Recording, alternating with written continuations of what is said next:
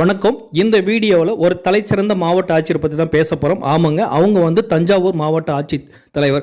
அவர் பேர் வந்து பார்த்தீங்கன்னா பிரியங்கா பங்கஜம்.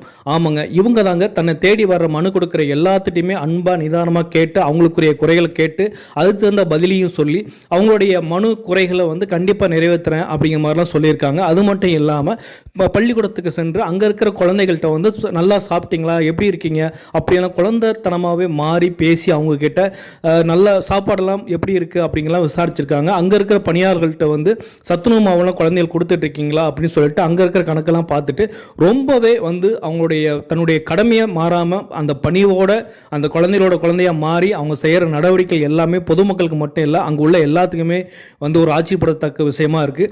இந்த மாதிரி அதிகாரத்தில் இருக்கிறவங்க இறங்கி மக்கள் சேவை ஆற்றினால் நம் நாடு இன்னும் எங்கேயோ போயிருக்கும். அதாவது ஒரு நெருங்கக்கூடிய இடத்துல இருக்கிற இந்த மாதிரி அதிகாரிகளை கண்டிப்பாக நம்ம பாராட்டணும், வாழ்த்தணும். நன்றி.